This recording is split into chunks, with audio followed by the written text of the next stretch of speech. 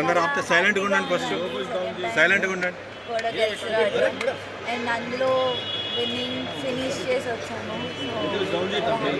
So సెంచరీతో record కూడా create చేశారు. ఎట్లా అనిపించింది ఆ సెంచరీ చేసిన మూమెంట్? చాలా బాగుండే, ఎందుకంటే మా నాన్న కూడా అక్కడ ఉండే, అది కొట్టినప్పుడు ఇంకా స్పెషల్ ఉండే నాకు ఆ మూమెంట్.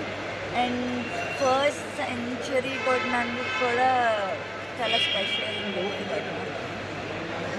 లాస్ట్ టైం కాస్త నర్వస్ ఫీల్ అయిపోయినారు, నేను లాస్ట్ టైం అంత పర్ఫార్మెన్స్ చూపించలేకపోయినా అని చెప్పి, కానీ ఈసారి వరల్డ్ కప్లో మొత్తం మీ పేరే వినిపించింది. సో లాస్ట్ టైం అంత ఆపర్చునిటీస్ రాలేదు, వచ్చినప్పుడు కూడా ఆడాను, కానీ లాస్ట్ 3 runs ఉన్నప్పుడు అవుట్ అయ్యాను ఫైనల్స్లో. ఈసారి వాట్ ఎవర్ ఐ గాట్, నేను నా బెస్ట్ ఇవ్వాలనుకున్నా, ఇచ్చాను. ప్లస్ ఆ ఫైనల్ రన్ కూడా కొట్టి రావాలనుకున్నా, సో నాట్ అవుట్ ఇచ్చాను. నెక్స్ట్ సీనియర్ టీంలో ఎప్పుడు వెళ్తున్నారు? ఎప్పుడు పర్ఫామ్ మీకు ఇన్స్పిరేషన్ ఎవరు? మితాలీది ఆఫ్ కోర్స్, బికాజ్ ఆమెను చూస్తూ పెరిగాము. సో ఎప్పుడు ఆమె ఉంటుంది. సో త్రిష గురించి ఈరోజు ఎంత మాట్లాడుతున్నారు, మీ ఫాదర్ కూడా అంతే ఫేమ్ వచ్చారు. సో మీ ఫాదర్ గురించి నేను క్రికెట్ స్టార్ట్ చేసింది నాన్న వల్ల, అమ్మ నాన్న వల్ల. వాళ్ళు లేకపోతే నేను ఇక్కడ ఉండేదాన్ని కాదు.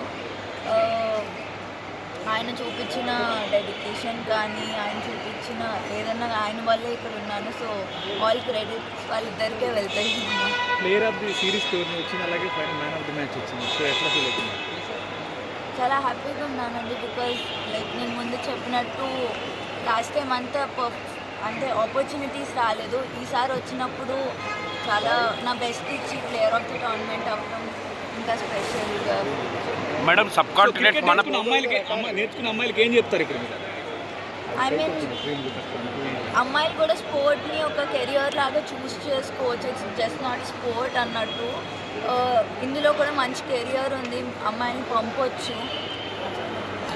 మేడం మన సబ్ కాంటినెంట్ పిక్చర్స్ డిఫరెంట్ ఉంటాయి when compare to other countries. ఎలా ఉంది మేడం, మీరు ఆడుతున్నప్పుడు ఎలా అనిపించింది?